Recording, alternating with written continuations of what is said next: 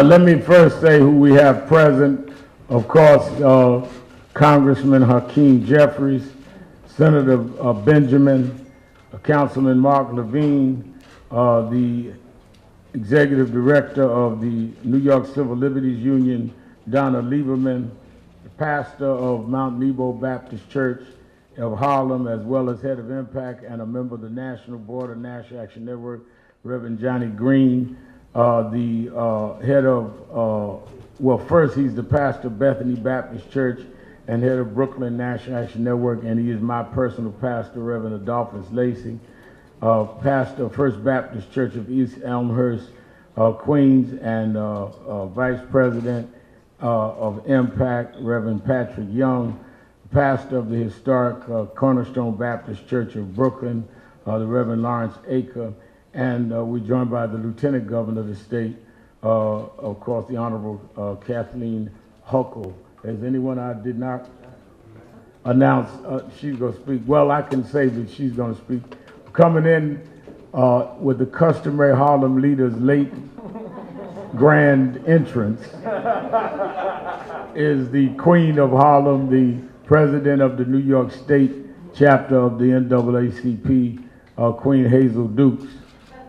And of course, our national board director and the president, executive director of the Protestant Agency of Welfare Organizations, Protestant Federation, I know I had a word wrong, of welfare in the city, and who's been on any number of groups, and she's, as I said, member of our national board, Jennifer Jones Austin. Let me say, a year ago today, the world stopped when they saw the film, the footage of Eric Garner in what I regard as a lynching by knee. When I was called the next morning by Attorney Ben Crump, and he put me on the phone with the brother, Fulonis, and they asked me to go to Minneapolis, I immediately said that the thing that had grabbed me in that tape was Eric Garner, because Eric Garner said what we saw George Floyd said, and that is that I can't breathe. Eric Garner had said it 11 times, and George Floyd 27 times. We were in the middle of a pandemic, and I said that it would be a challenge, but I'll figure out how to get there. And I called Tyler Perry, and I called Robert Smith, a billionaire black businessman, and they told me, don't worry about transporting the family or yourself, and gave us the use of private planes. Then I called Gwen Carr and asked her to go with me, and we went that Thursday and stood at the spot and held one of the first vigils. And later, of course, I did the eulogy both in Minneapolis and in Houston, Texas. What a lot of people don't know is that there were no relatives in Minneapolis. George had come to Minneapolis to get his life together.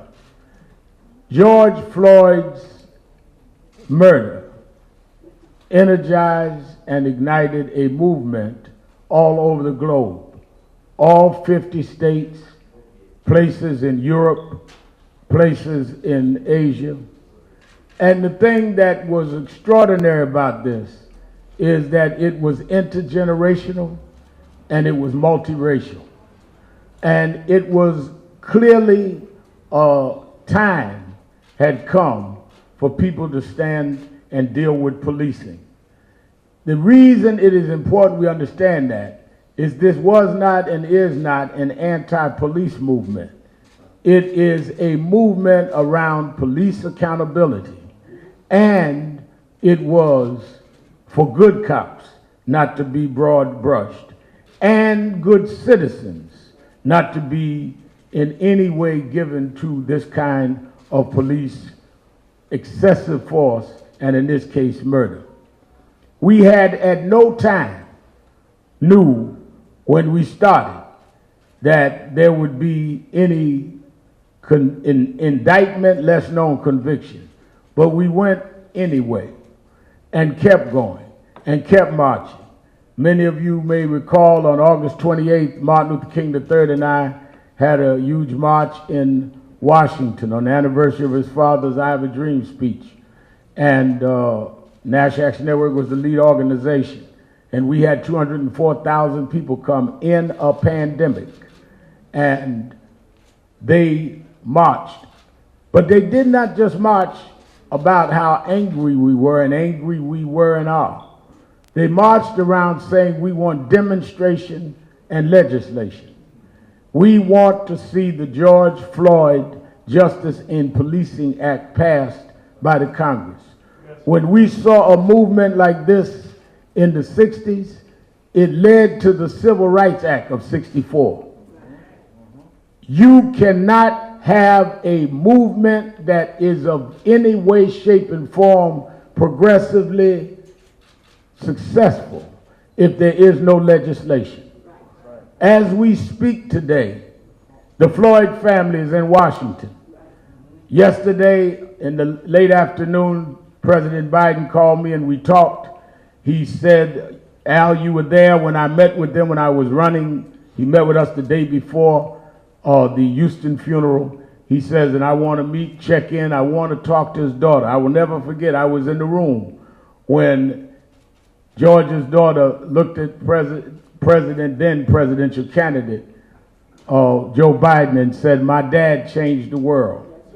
And he says, I want to see her, and they're going to meet. And I told him that, again, I say the same thing I said throughout, Mr. President, we want to see legislation. We know that the president had a hard deadline of today. I told him we'd rather have hard legislation and a soft deadline than a soft piece of legislation, and a hard deadline. So feel free, I told him, to quote me on that. We want something that works. And we want it from all sides. It is in the interest of all Americans that we meet the moment with real concrete legislation. Let me be also clear. Not only did we see an outpouring that was multiracial and intergenerational, unlike we'd seen on this issue, and I'd been on this issue for many years, we also saw, as I sat with the family at the trial, I went to Minneapolis several times. This was the first time that I saw 10 policemen go and testify against a fellow officer, which means that even good cops understand that it's time for us to stop this. The chief of police in Minneapolis testified against Mr. Chauvin. But a conviction of Chauvin is not enough. We cannot keep going hoping we get the right evidence, hoping we get the right jury. We must have legislation that defines and refines what police excessive force is all about. And it must come from a federal level so states cannot opt out and go whichever way they want.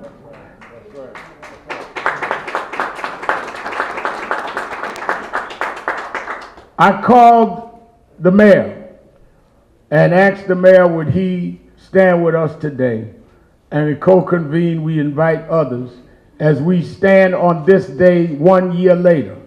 This city has had to deal with this issue, and we have been able in the city and the state to have the Eric Garner law.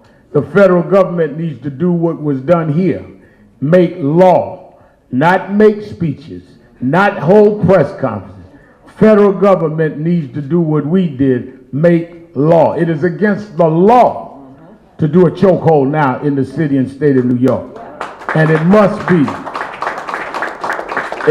against the law to do the things that are outlined in the George Floyd Justice in Policing Act.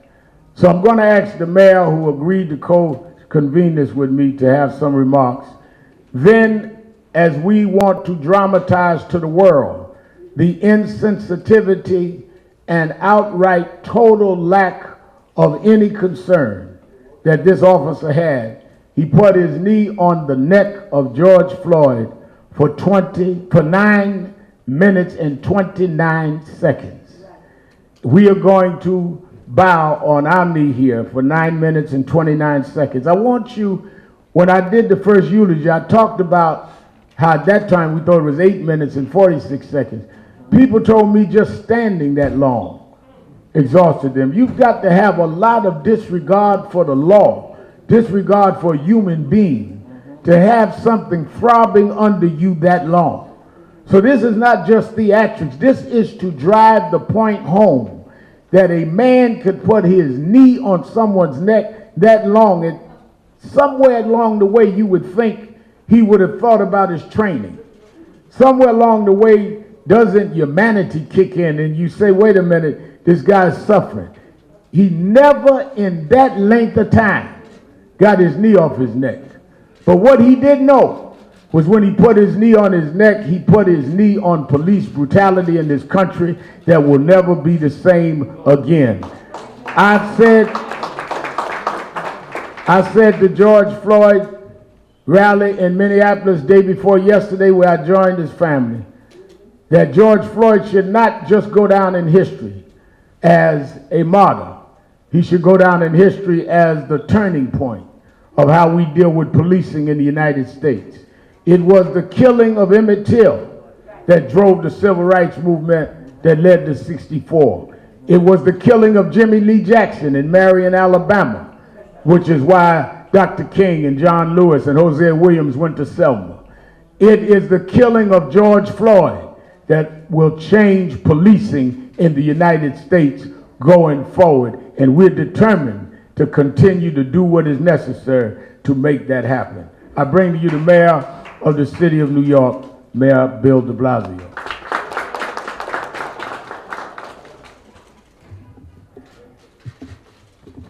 Rev, I want to say too many families for too many years have needed to call you. And every single time you were there. You were there for a family in pain that should not have been in pain, but you were there for a higher purpose as well. And you've been indispensable, calling this nation to justice.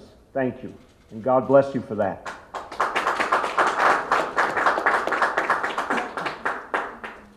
We saw a murder. Let's be clear why there is so much anger, why it will not stop. We saw a murder before our eyes committed by someone who was supposed to exemplify law, was supposed to protect. He took an innocent life, and everything that we had been told was backwards. And I understand anyone who felt betrayed in that moment. Because Rev's right. How do you forget someone's humanity? Well, because for 400 years in this country, the persistent, obsessive training was to tell white people not to value black lives. It was everywhere you turned. And it poisoned the mind of that officer. What he did disgusts me to this hour of this day. And it tells us that so much more needs to change. We cannot let our country be a lie. We cannot let our ideals be a lie. We can't show the generations coming up that everything we told them wasn't real. We, in fact, have to make it real. And we have the power to do it. For anyone who at this moment feels pain or cynicism or doubt, I understand you, but I also appeal to you to look at what this movement has done in the last year. All over this nation, laws are changing. All over this nation, police are being held accountable in ways before not imaginable because of a movement of people. But that movement cannot end. That, to me, is the message that a man who should be standing with us, should be with his family, should be alive, he's gone, but we are here. And it's our job to now finish this mission. In Washington, the George Floyd Justice in Policing Act is the least we can do to honor him. But it has to happen. It has to happen. Unless the ideal and the dream that is this nation turns out to be a lie. We can't let it be a lie. We have to call ourselves to that higher purpose and demand that our nation live up to its ideals. In this city, we know we can do better. I remember years ago on this stage when people said, you can't get rid of stop and frisk. It'll lead to disorder and crime. That was a false choice.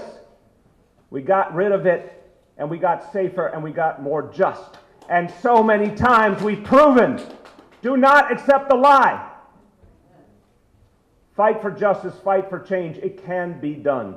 We can change the culture of policing. Rev said it. We saw police officers come forward with their own anger and disgust and say, that's not us, we don't accept that. So change can happen, change will happen because of us. I leave you with this. I wondered how to talk about this moment where you could be overwhelmed by pain or you could try to find a way forward. And a friend sent me this quote from Valerie Cower, and it says so much. What if this darkness is not the darkness of the tomb, but the darkness of the womb? What if our America is not dead, but a country that is waiting to be born? What if the story of our country is one long labor? What if this is our nation's great transition? Breathe. Push. We will breathe in love, through love. And my friends, we will make this a country worthy of the words it says. We will make it a country that acts in that spirit and protects all of us. That is the America we can build together. Thank you, and God bless you all.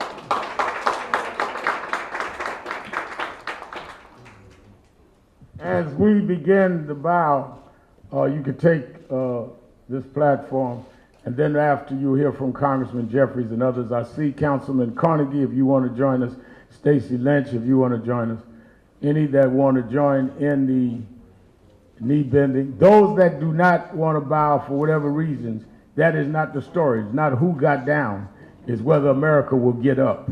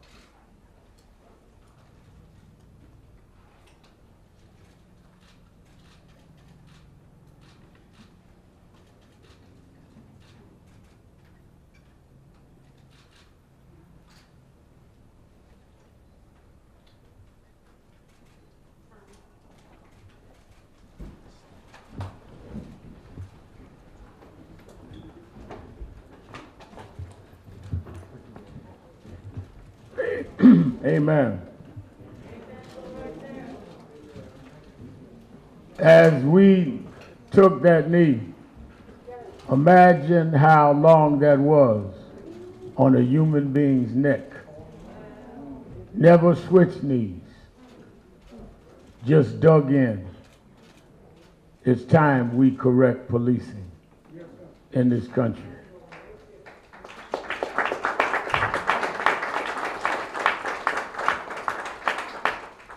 We will hear first from the fourth member of Congress in terms of fourth in line in leadership of the Democratic Caucus of the United States House of Representatives, Congressman from Brooklyn, and a member of National Action Network for many years, Congressman Hakeem Jeffries.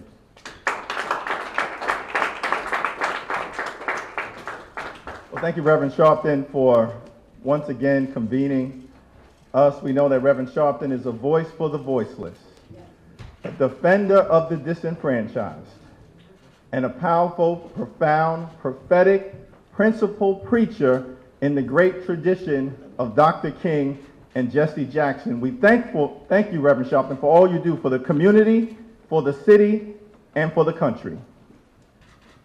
To my colleagues in government, to Mayor de Blasio, all those assembled.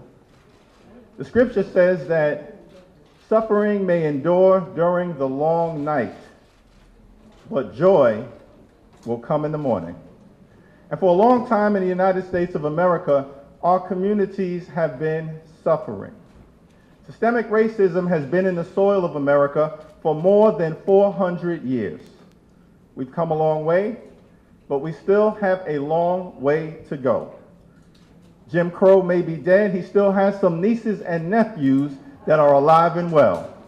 And it manifests itself in terms of police violence, police brutality, and the police use of excessive force. Suffering for a long time.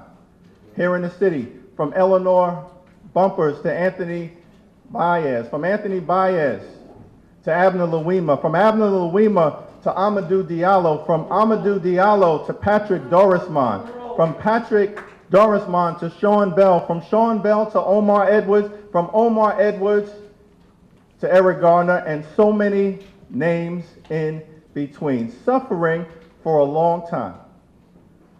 But then a year ago today, America saw what brutality and inhumanity looks like and decided that we've had enough.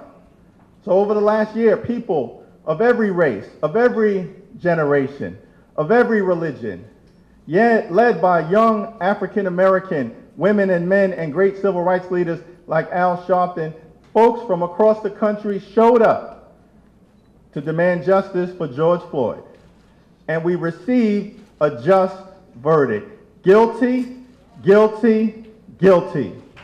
When you show up, when you speak up, when you stand up, good things happen and justice will occur. So now the struggle as I close continues, because the verdict was just the beginning in the journey for justice. We've got to continue to show up as we will in Brooklyn and in Harlem. Show up on 145th Street and show up on Fulton Street. Show up in the Bronx and show up in Queens. Show up in blue states and show up in red states. Show up in City Hall and show up in Albany.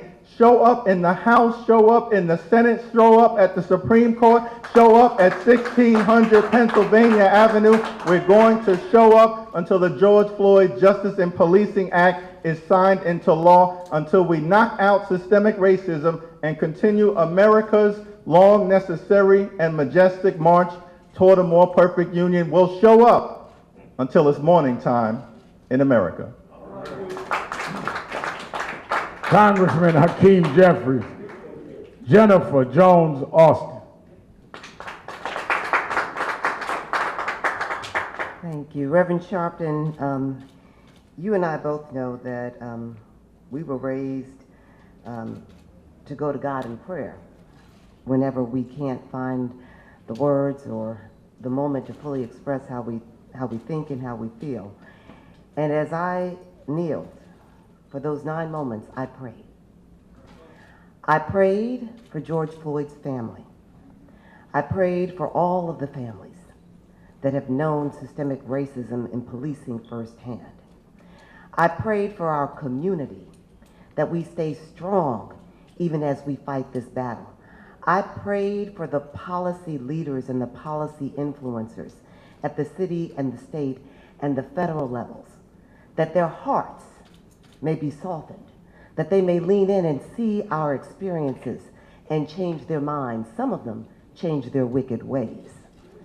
And I prayed for the police in this city, in this state, and in this nation, those who are good, that they may develop the courage and the conviction to stand up when they see inhumanity and injustice practiced by their fellow police officers. And I prayed for those who are actually doing these harmful acts, that they may change their ways. In this moment, we've got to press on, but we've also got to pray. Those of us who know how to pray, we've got to pray, because only with God are we going to get to the other side of this. In everyday affairs, 9 minutes and 29 seconds seems a relatively short period of time. But as we've all just experienced, it's excruciatingly long when kneeling. And for George Floyd, it must have been excruciatingly long, excruciatingly slow, and excruciatingly painful. In the years since he was murdered by a cop without cause while other cops stood idly by, many have become woke to what Reverend Sharpton and others have been crying out for decades. Systemic racism and bias pervades policing in America. As a child and family advocate, an anti-poverty advocate, and an anti-racist advocate, I'm heartened, like many of you, to see police, people, everyday persons of all races and ethnicities, all coming together to demand reform and accountability. Here in New York, I've been humbled to work with Mayor de Blasio and Commissioner Shea to bring about true reform. When the policing reform plan that has just been passed is implemented, it will hopefully end racialized policing, end the criminalization of poverty, bring about greater transparency and accountability, and also bring an end to chokehold, real chokehold practices and other serious injury practices that threaten the lives of so many people of color. I'm proud today to serve as the chair of the New York City Racial Justice Commission, the first of its kind in this nation, to dismantle systemic structural racism in the charter laws that for so long have propped up systemic racism and inequity. I have hope, given the challenges that we've seen, but the changes that many who in power are committing themselves to, that we will see a better day. But I'm also ever mindful that there are many who aren't embracing these changes, but still we have to press on. We have to secure the George Floyd Justice in Policing Act.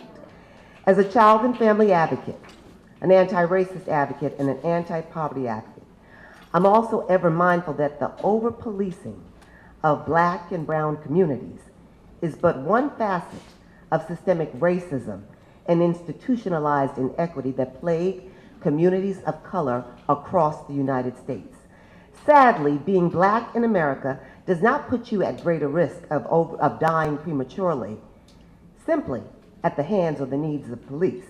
Our children, our men and women, are dying excruciatingly long, excruciatingly slow, and excruciatingly painful deaths from systemic racism in every pillar of our society.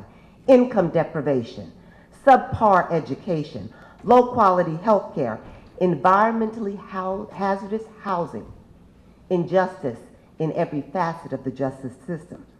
On this day, as we mark the 1-year anniversary of the killing of George Floyd, I pray, I implore us all to continue the fight for racial justice and equity in policing and in every other pillar of our society. God bless us all. Congressman Adriano Espia. Thank you, Reverend Sharpton. It's been a year 365 days, and still we must move on. And the George Floyd Justice and Policing Act must be adopted into law. And when we show up, we should know the content of it, because we march for things that are very precise, Reverend, very consequential, very important to our community. To eliminate the chokehold, to eliminate the knee, to establish a registry of bad police officers. You know, the Department of Motor Vehicle, if you speed too much on the roads, will suspend your license, and then they will revoke your license. But a bad police officer will go around crashing into people's lives, and he won't get suspended nor revoked. Willful neglect versus reckless neglect. The current law says that you got to have willful neglect to be prosecuted and held accountable. That means that you almost got to wake up in the morning, Reverend, and say to yourself, I'm going to do this, and go and execute that. In the court of law, and I'm not a lawyer, but the congressman from Brooklyn is, that's nearly impossible. But reckless neglect, which is what occurs in a heated moment, in a second that could take somebody's life, is not held accountable by the law. So reckless neglect must be the standard within the George Floyd Justice as Policing Act to prosecute bad cops. These are the things at the city level. There are things that could be done at the city level. There are things that the Senator, Baron Benjamin, has done at the state level. And then there are things that we can do at the federal level. Because this is a national epidemic. It's not just local. It's not just in English. It's also in Hispanic and Chinese. Mm-hmm. And so we must continue to move forward. This Justice and Policing Act must be passed, must be adopted into law. We must know in clear details what it entails, so we eradicate once and for all bad police officers and police brutality across America. Thank you. From the New York Civil Liberties Union, Donna Lieberman.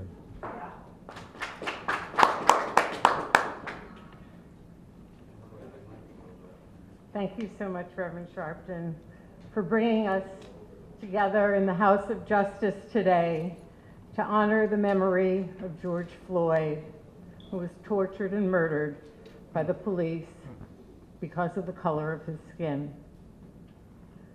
So many times we have seen Black people tortured and murdered by the so-called forces of law and order. So many times when the brutal beating of Rodney King was captured on video, when the NYPD pumped 40 bullets into Amadou Diallo in the lobby of his own building, when the NYPD choked Eric Garner to death, and when the Rochester police killed Daniel Prude as he suffered a mental health crisis. So many times we have seen the naked racism in American policing wreak unimaginable harm and pain. And too many times we've come together to say enough. But this time must be different. This time, the Black Lives Matter, decades of work, the movement for social justice is generating a national reckoning with racism. And if we're going to end the regime of racism and injustice that is built in so deeply to our nation, we must stand together to overhaul the way we keep our people, all our people, safe and healthy. We must end the unconscionable wealth gap in this country. We must end the regime of mass incarceration and bloated law enforcement and reinvest in our communities, in social services, public health, and education. We must end the over-policing of black and brown communities. Get cops out of schools. Get cops out of the job that they are totally unqualified for, the job of being first responders to mental health emergencies. Get rid of the vice squad and broken windows policing that target black and brown people for harassment. Stop pandering to the police unions whose racist rhetoric and behavior is itself a threat to public safety. And hold police accountable to serve and protect all of us. The NYCLU stands with Reverend Sharpton, the National Action Network, Hazel Dukes, Jennifer Jones Austin, the faith leaders and political leaders here today to say his name, George Floyd. George Floyd. George Floyd. George Floyd. To say their names and to work as hard as we can to bend the arc of history toward justice. Thank you. Thank you. President of the New York State chapters of the branches of the NAACP, Hazel Dukes. Thank you, Reverend Sharpton. When I received a call from my colleague, Derry Pearson, that to be here today at 12 o'clock, I had another appointment. That's why I was a little late. But nothing was, because we have been standing here for years. Even before we got to the House of Justice, Reverend, we've been in the street. We've been all in, you name it. I laid down in Lincoln Tunnel. You and Reverend Richardson had told me to do that, and I did it. I stopped the cars from going in and out of New York, you know what I mean? And then went to one police plaza, and Kelly had to get us out because they brought me a bologna sandwich, and I said I wanted pizza, and started beating the walls. I come today to join with Reverend Sharpton, who's been the voice, and to our elected officials, Hakeem Jeffries, and to Brian Benjamin, who has put forth legislation, and to Jennifer Jones Austin, who called me yesterday to do another job to try to bring this city together. There's a song we sing in the Baptist church. I've been running for a long time, but I'm not tired yet. We're not tired. We had hoped that the President of the United States could have this day that we would say that it is done. It did not happen because we got some other people, as Jennifer Jones said, that, you know, their heart is not right. And I'm not going to judge them because there is going to be a judgment day. There's going to be a judgment day. Every man, every knee shall bow. There's somebody bigger than McConnell and McCarthy and Green. Bigger. So I'm going to leave it there with them. But I'm going to keep on marching with Reverend Sharpton. I'm going to keep on calling. I'm going to keep seeing that legislation is passed in the state of New York. Reverend Sharpton and Gwen Carr and Ms. Bell, we received the pen when the governor of the state signed. But that's not enough. That's not enough. The bill must be what Congressman Blasio say. If you're a bad cop in New York City, you can't go to Nassau County. If you're a bad cop in Rockland, you can't go to New York City. We got to have more than just that law at the federal level. We got to have it at every level, at every county in this state and in this nation. And Reverend Sharpton, with your voice and with your leadership and with our ministers, with our elected officials, we're going to do that. Thank you so much.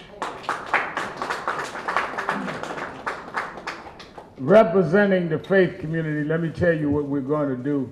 I just received a voice from Philonis Floyd telling me they have left Speaker Pelosi's office and headed to the White House. They're calling me every step of the way, tell me what's happening, and they watched some of what we did on our knee. I'm going to have representing the faith community first, my pastor and Reverend Dr. Adolphus Lacey, and then Reverend Johnny Green, and then I'm going to have Rachel Nordlinger, who was featured in, which was it now? You get so much Cranes and others.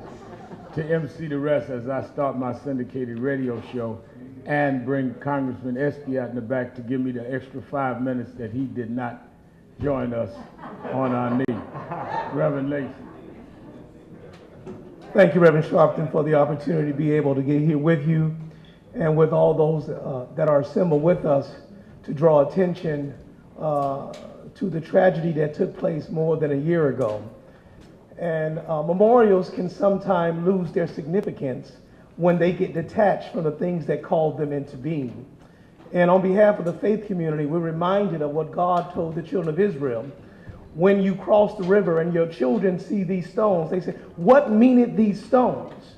And these stones mean that your God brought you out of the land of bondage into the land of freedom. And so we just gathered here because what I want to say is right now the numbers have already been able to change. When this situation first took place, more than 80% of Americans thought it was a bad idea. But not now. They think it wasn't murder. But we got here to say it is murder. And I thank God for Reverend Sharpton and all those who are assembled here to remind us that just you cannot blink something away. You cannot cause something to disappear. And so therefore we evoke the name of God, that God would bless Reverend Sharpton and all and the Floyd family and all families that are affected by any type of violence. Because if ever we needed the Lord before, surely we need the Lord right now. And one of the critiques of the faith community is that sometimes just because you don't see us doesn't mean that we're not there. Doesn't mean that we're not paying for buses or paying for water or paying for bologna sandwiches or bailing somebody out or being able to hold up the bloodstained banner. So even as we kneeled, we still continue to be a wall of Jericho standing strong. So again, thank you, Reverend Sharpton, for this opportunity. Thank you, thank you. Okay, Senator Brian Benjamin.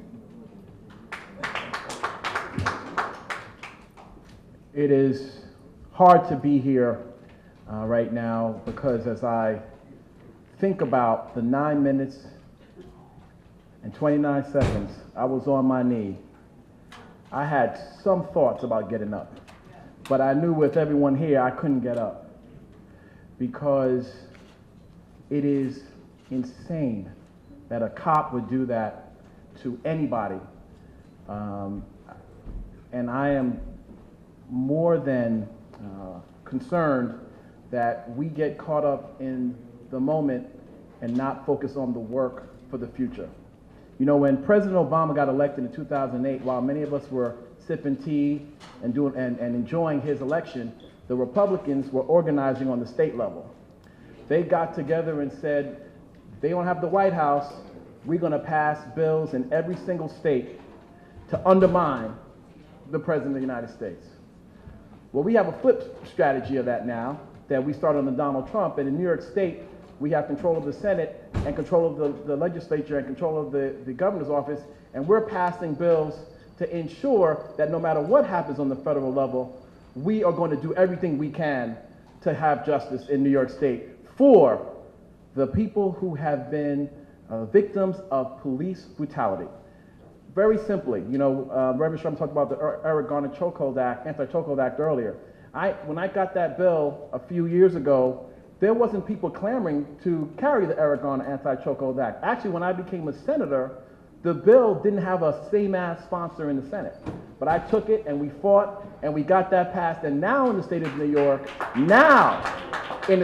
York, if a police officer chokes anyone and causes serious injury or death, they will do jail time. We're not waiting for them to police themselves. We as society will police them. And I would just say one more thing because Dr. Dukes mentioned it. I have a bill now in the state that is called the Wandering Officers Act. What the bill basically says is if a police officer is fired in one jurisdiction, they cannot get hired in another. Very simple bill. And we are going to get that bill passed this year and so many more because we and the state of New York are the most progressive state in the union, and we're going to do everything we can to make sure that this day does not have to happen for any other family ever again. Thank you very much. Reverend Dr. Johnny Green. The tireless globetrotter from Tarsus in Romans 8:28 became an advocate of the doctrine of total good when he said, "And we know that all things work together for the good to them that love the Lord, to those who are called according to his purpose." Something good can come from something tragic. We witnessed on this day a year ago the senseless and heinous murder of George Floyd. But today we have gone from witnessing his murder to demonstration to legislation. I would remind Derek Chauvin and all police officers who commit atrocities against black and brown people of the words of Joseph when he met with his brothers some years later after they had put him in a pit. He said, "You meant it unto evil, but God meant it unto good." Thank you. Councilman Mark Levine. Thank you so much, Rachel. 9 minutes and 29 seconds. It's an eternity. It's hard to sit on your knee on a carpeted floor for 9 minutes and 29 seconds. But to kneel on the neck of another human being is the act of a monster. Thank you, Reverend Sharpton, for this powerful display today. You know, before George Floyd was a hashtag, he was a son, he was a brother, he was a father. He was a human being. And so first and foremost today, I am praying for the family and loved ones of George Floyd, that they find a measure of solace. I'm praying that there be a measure of justice for the family of George Floyd and the families of the 1,000 other human beings who were killed by police in the year since George Floyd's murder. 1,000 people in the past year. Amongst them, a 3 times greater likelihood that the victim would be black than white. So as the Reverend so eloquently stated, we need much more than speeches now. We need people to make laws to end this injustice. And I proudly stand with all of you who are fighting for the George Floyd Police Accountability Act. But we also have some work to do in our own house, in the NYPD. We must end the culture of impunity that continues to reign. There must be consequences for police misconduct in this city. There must be. And until we achieve that goal, there will not be solace. We will achieve this goal for the benefit of the families of George Floyd and Anthony Baez and Amadou Diallo and Eric Garner. Thank you to all of you who are standing, kneeling together for this cause. Thank you. Councilman Robert Cornegy. Good afternoon. Thank you, Rachel. Thank you so much. Collectively, as I looked around on stage, we have over 2 centuries of work in the vineyard for the people of our city and of this country. But while this is happening, I just got to point out to you that there's another narrative that's going on right now as we speak, and that narrative is that we can't demand police accountability and reform and still have a reasonable expectation that we'll be protected in our community. So there's an idea that if we push back and we continue to demand through legislation and policy, through protesting and demonstration, accountability in the police department and accountability in our criminal justice system, then we don't deserve to be protected and be safe in our communities. And I definitely push back against that. It is not mutually exclusive to demand police reform and police accountability and criminal justice reform and criminal justice accountability and still have a reasonable expectation that the men and women who are in our communities will be protected and be safe. That's a message that we have to continue to send to law enforcement and criminal justice officials across the world. I want to thank the National Action Network for always being at the forefront. I want to thank Reverend Sharpton and everybody else who's on his board and who works from this country, from this city to every city, making sure that your voices are heard. Thank you. Reverend Lawrence Aker. That's my pastor. No justice. No peace. No justice. No peace. I greet you on this day, on this ominous anniversary of the lynching of George Floyd. We come today on the other side of the Christian calendar, the side of Pentecost, which we celebrate as the birth of the church, the presence of the Holy Spirit in the life of believers. But we also stand today praying for a Pentecost of social justice, a new birth in terms of policing and police reform. And so we want to urge others, we don't celebrate today, but we recognize today. For we have seen this act before. We know the anthology of America, but yet and still we're a people of hope. And so today it is our hope that a new birth of social justice will arise out of the ashes. And so we thank Reverend Al Sharpton and all of the National Action Network members, board members, and all those who are advocates of social justice. We continue to fight on. We continue to fight on. Athena Moore. Thank you so much, Rachel. I'll be very brief. I think all that has needed to be said has been said. I'm here representing Manhattan Borough President Gail Brewer. Over the past 7 years, most of you know me as serving as her director here in Harlem. And today, kneeling for those 9 minutes, we all felt the pain, we felt the sorrow.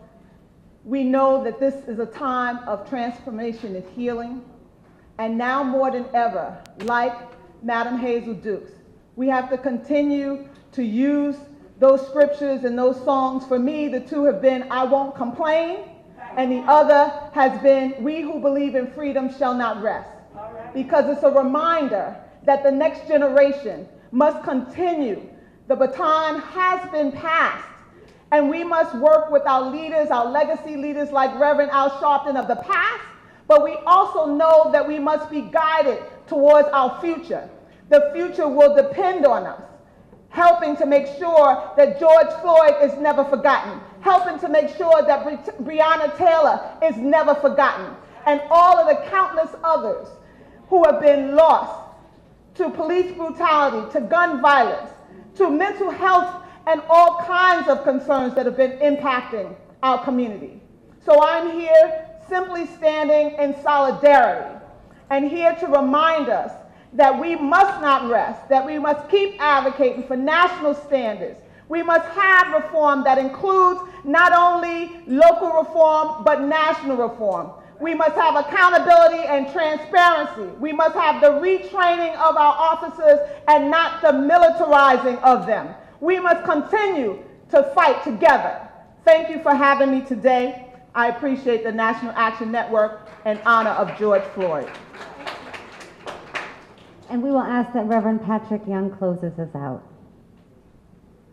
Thank you, Rachel, and to the Vanguard of Justice, Reverend Al Sharpton, and to all the board members, Nan, and to you, my brothers and sisters, that we come here to remember, but not just remember, but to speak up and speak out for justice and for we expect justice. My friend, Reverend Lawrence Akers, reminds us that the Christian calendar and Christian foundation is hope. But also the Christian foundation is resurrection. And we remind us that even though death happens, there's resurrection hope. And the resurrection hope is in that we believe justice is going to prevail for the life and for the memory of George Floyd. His death has brought into us the opportunity to have resurrection and for justice for so many of those who died before him, who are not able to, did not receive justice, but because of his death, we will receive justice. And I'm going to celebrate because I know It's going to happen because faith and hope joins together, and things always happen. God bless you. Thank you very much for coming.